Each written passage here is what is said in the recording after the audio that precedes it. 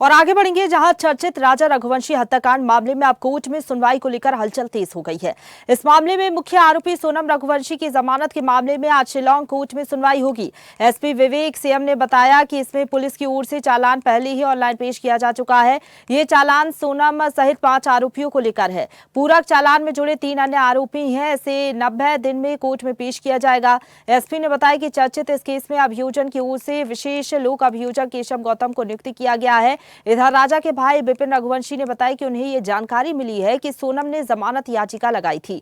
राजा रघुवंशी की सोनम के साथ शादी हुई थी। शादी के कुछ दिनों बाद ही सोनम राजा के साथ हनीमून पर गई थी। कुछ दिनों बाद वे दोनों ही लापता हो गए थे। बाद में राजा का शव गहरी खाई में मिला था। जांच में पुलिस ने 3 और आरोपियों को गिरफ्तार किया। हालांकि इन तीनों आरोपियों को जमानत मिल गई थी।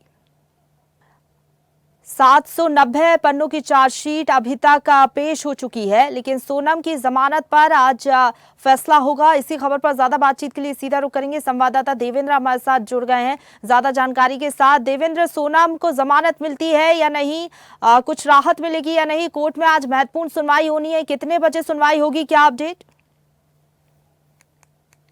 जी बिल्कुल, जो शिलांग की कोर्ट में आज जो है सोनम की जो जमानत अर्जी लगाई गई है उस पर सुनवाई होना है। और मैं खास बातें बताना चाहता हूं कि ये जो हत्याकांड था, इसके बाद में जो लगातार राजा रघुवंशी के भाई और उनके परिजन शिलांग कोर्ट में जाकर वो लगातार वहां पर इसके खिलाफ जो है आवेदन लगाते रहे हैं। और आज जब ये चालान पेश किया जाएगा और सोनम की जो है जमानत अर्जी का भी वहां पर फैसला लिया जाएगा, इसको लेकर भी आपत्ति लेने के लिए राजा रघुवंशी के परिजन वहां पर पहुंच गए हैं और शिलांग कोर्ट में वो यहाँ पर एक आवेदन देकर इनकी जो है जमानत अर्जी निरस्त करने की मांग करेंगे।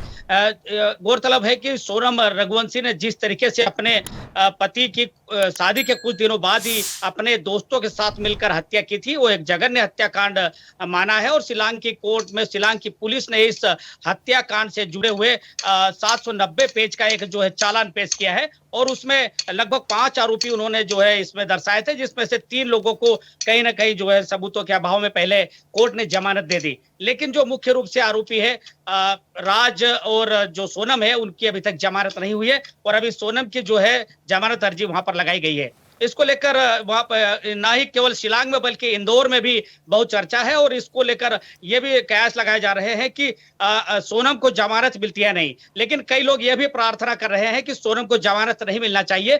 जिस तरह से हत्याकांड को अंजाम दिया गया था, उसको लेकर यहाँ पे लोगों में अभी भी आक्रोश देखा जा रहा है।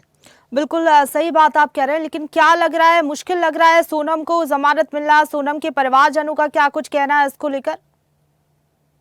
जी, सोनम के जो परिजन है उन्होंने पहले भी कहा कि हम जो है अभी भी जिस तरीके से जांच रिपोर्ट तैयार की गई है, जो चालान की कॉपी उन्होंने वहां से हासिल की थी, उसके आधार पर उन्होंने उसका अध्ययन करवाया है और शिलांग में भी कई वकीलों के साथ मिलकर उन्होंने उसका अध्ययन किया है। उनका ये कहना है कि जो ये जांच रिपोर्ट प्रस्तुत की गई है, इसमें कहीं ना कहीं उसको सोनम को जमानत में फायदा मिल सकता है। इसके लिए वो अलग से अपना एक वकील कोर्ट में खड़ा करके इसका विरोध भी कर रहे हैं। और उन्होंने कहा है कि कई ऐसे तथ्य हैं जिन पर पुलिस ने अधूरी जांच पेश करके ये चालान पेश किया है। तो राजा रघुवंशी का परिवार पूरा ये मानता है कि इस मामले में सोनम को फांसी से भी बढ़कर सजा होनी चाहिए और इसी के लिए ये शिलांग की कोर्ट तक पहुंचे हैं और अपने अपने स्तर पर प्रयास कर रहे हैं।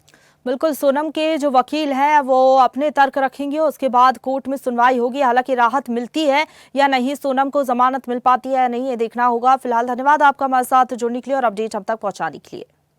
ताजा खबरों के लिए लाइक, फॉलो और YouTube पर सब्सक्राइब कर बेल आइकन दबाएं। साथ ही ताजा अपडेट्स के लिए swedeshlive.com पर विजिट करें।